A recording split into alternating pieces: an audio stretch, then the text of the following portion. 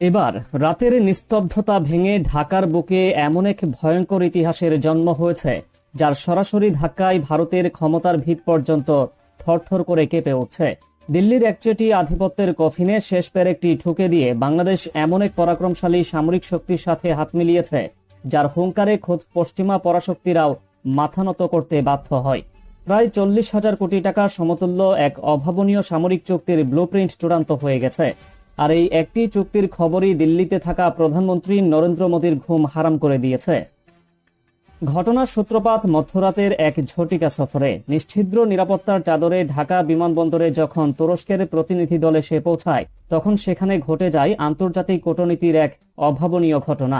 প্রচলিত সমস্ত প্রটোকল আর নিয়মের তোয়াক্কা না করে ভিনদেশি এক মন্ত্রীকে বরণ করে নিতে সশরীরে হাজির হন খোদ বাংলাদেশের পররাষ্ট্রমন্ত্রী, শীর্ষ উপদেষ্টা এবং প্রতিমন্ত্রী।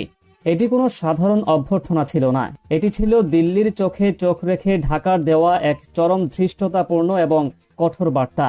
বাংলাদেশ বিশ্বকে বুঝিয়ে দিয়েছে, নিজেদের মাটি আর আকাশ সুরক্ষিত রাখতে তারা এখন আর কারো মুখাপেক্ষী নয়। তারা অত্যন্ত সুকৌশলে এমন এক বলয়ে প্রবেশ করেছে, যা ভারতের সমস্ত আগ্রাসী স্বপ্নকে ধূলিসাৎ করে দেবে। যাকে বরণ করে নিতে এত আয়োজন, তিনি কেবল একজন সাধারণ রাজনীতিক নন। হাকান ফিদান নামের এই ব্যক্তি আধুনিক তুরস্কের সবচেয়ে রহস্যময় এবং দুর্ধর্ষ এক চরিত্র, যিনি দীর্ঘকাল তুরস্কের ভয়ঙ্কর গোয়েন্দা সংস্থা MITর প্রধান হিসেবে গোটা বিশ্বের আন্ডারওয়ার্ল্ড এবং সামরিক কূটনীতি কাঁপিয়েছেন। এরদোগানের বিশ্বস্ত এই ছায়াসঙ্গীর মগজ থেকে বের হওয়ার নিখুঁত সব ছকেই তুরস্ক আজ এক অপ্রতিরোধ্য শক্তিতে পরিণত হয়েছে। সেই মাস্টার মাইন্ড যখন সশরীরে ঢাকায় এসে সামরিক বোঝাপড়ার চূড়ান্ত রূপরেখা আঁকেন, তখন ভারতের গোয়েন্দা সংস্থা রয়ের কর্তাদের কপালে যে চিন্তার ভাঁজ পড়বে, সেটাই চরম বাস্তবতা।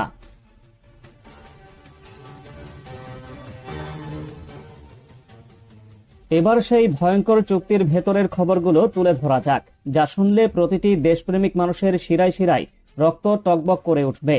আগামী 4 বছরের জন্য পাক্কা $2.5 বিলিয়ন মার্কিন ডলারের এক দানবীয় বিনিয়োগের ডালা সাজিয়ে বসেছে আঙ্কারা।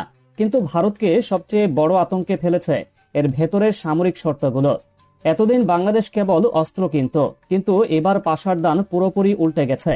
কারণ এবার সরাসরি বাংলাদেশের মাটিতেই তৈরি হতে যাচ্ছে তুরস্কের সেই মৃত্যুদূত বাইরাক্তার TB2 ড্রোন। ইউক্রেন থেকে শুরু করে লিবিয়া এবং নাগর্নো কারাবাখ যুদ্ধে এই ড্রোনগুলো চোখের পলকে শত্রুপক্ষের সাজোয়া বহর আর রাডার ব্যবস্থাকে কিভাবে ভস্মীভূত করেছিল, তা পুরো বিশ্ব দেখেছে।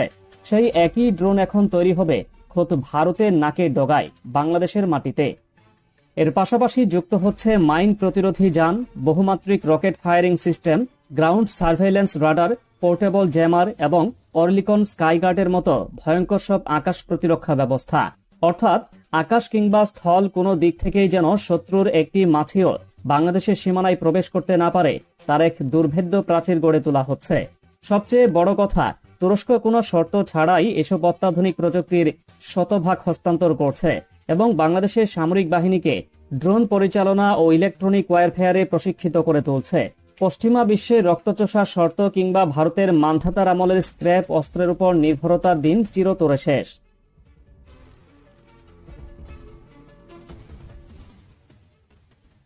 আর এই কারণেই হাকান ফিদানের সফরের ঠিক আগ মুহূর্তে ভারতের বেতনভুক্ত দালালরা ঢাকায় এক চরম নোংরা খেলায় মেতে উঠেছিল।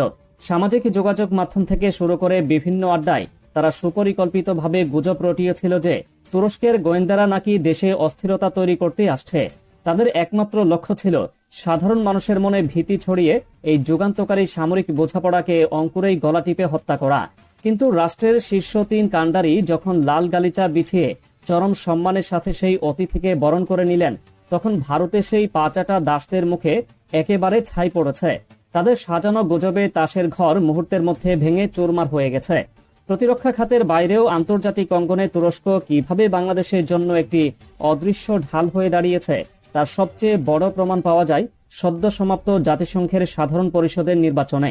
81তম অধিবেশনের সভাপতি পদে ডক্টর খলিলুর রহমান যে অভাবনীয় বিজয় ছিনিয়ে এনেছেন, তার পেছনের আসল কারিগর ছিল এই তুরস্ক।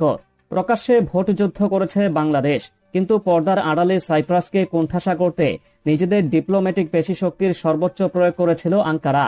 মাত্র 8 ভোটের ব্যবধানে সাইপ্রাসকে হারিয়ে বাংলাদেশের এই বিজয় বিশ্বমঞ্চে প্রমাণ করে দিয়েছে তুরস্কের হাত যার মাথার উপর থাকে, তাকে পরাজিত করার ক্ষমতা অন্তত বর্তমান বিশ্বে খুব কম দেশেরই রয়েছে।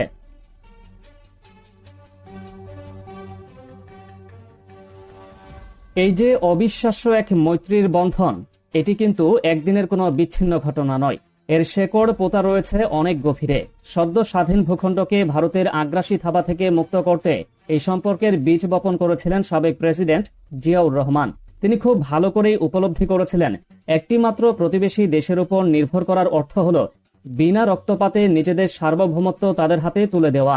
তাই দাসত্বের জিঞ্জির ভেঙে তিনি তুরস্কের সাথে সামরিক বন্ধুত্বের সূচনা করেছিলেন এবং ঢাকার বুকে কামাল আতাতুর্ক এভিনিউয়ের নামকরণ করে সেই সম্পর্কের এক স্থায়ী স্মারক তৈরি করেছিলেন। পর্দার আড়ালে এই তুরস্ককে সাথে নিয়ে একটি অপ্রতিরোধ আন্তর্জাতিক বলয় তৈরির ছক দীর্ঘদিন ধরে কষে আসছিল বাংলাদেশ জামায়াতে ইসলামী। তাদের সেই সুদূর প্রসারী চিন্তাধারার কারণে অতীতে অনেকেই সমালোচনা করলেও আজ সময়ের নির্মম বাস্তবতায় দাঁড়িয়ে সেই সমালোচনাকারীরাও একই পথে হাঁটতে বাধ্য হচ্ছেন। কারণ দেশের অস্তিত্ব, স্বাধীনতা এবং মাটিকে সুরক্ষিত রাখতে হলে তুরস্কের মতো পরীক্ষিত এবং নির্ভেজাল মিত্রের কোনো বিকল্প নেই। আজ সবাই এক বাক্যে স্বীকার করে নিয়েছেন, এই মৈত্রী ছাড়া ভারতের আগ্রাসী লালসার হাত থেকে বাঁচার দ্বিতীয় কোনো পথ খোলা নেই।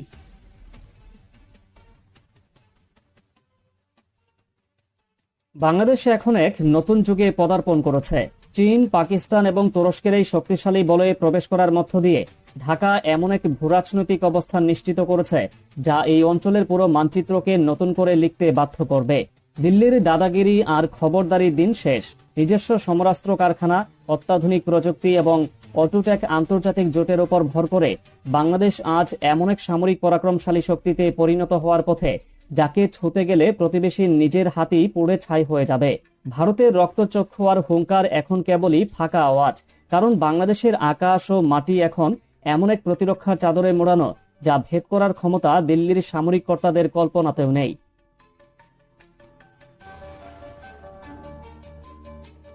তাই বাংলাদেশ এবং তুরস্কের এই সম্পর্ক এখন আর কেবল কয়েকটি অস্ত্র কেনার মধ্যে সীমাবদ্ধ নেই। ড্রোন, রকেট, বিমান প্রতিরক্ষা ব্যবস্থা এবং প্রযুক্তি হস্তান্তরের মাধ্যমে এটি এমন এক অটুট ও শক্তিশালী বন্ধনে রূপ নিয়েছে যা ভাঙার ক্ষমতা বিশ্বের কোনো পরাশক্তির নেই। মধ্যপ্রাচ্যে যখন যুদ্ধের দামামা বাজছে, আঞ্চলিক অস্থিরতা এবং সীমান্তে যখন উত্তেজনা চরমে, তখন আঙ্কারার এই বিশাল সমর্থন বাংলাদেশের জন্য এক অভেদ্য রক্ষাকবচ হিসেবে কাজ করবে। ভারত খুব ভালো করেই জানে, বাংলাদেশের মাটিতে যদি তুরস্কের ড্রোন তৈরির কারখানা পূর্ণাঙ্গ রূপ পায় এবং যৌথ সমরাস্ত্র উৎপাদন শুরু হয়, তবে দক্ষিণ এশিয়ায় তাদের সামরিক খবরদারির চিরস্থায়ী অবসান ঘটবে। এতদিন ধরে প্রতিবেশী রাষ্ট্রগুলোকে ভয় দেখিয়ে নিজেদের আধিপত্য বিস্তারের যে নোংরা খেলা দিল্লি খেলে আসছিল, ঢাকার এই চাল তাদের সেই খেলার বোর্ড পুরোপুরি উল্টে দিয়েছে। নিজস্ব সামরিক শিল্প, তুরস্কের নিঃশর্ত প্রযুক্তিগত সহায়তা এবং একটি স্বাধীন ভূরাজনৈতিক মৈত্রী চুক্তির উপর দাঁড়িয়ে বাংলাদেশ এখন প্রমাণ করে দিয়েছে দিল্লির রক্তচক্ষু উপেক্ষা করে কিভাবে বিশ্ব দরবারে মাথা উঁচু করে দাঁড়াতে হয়।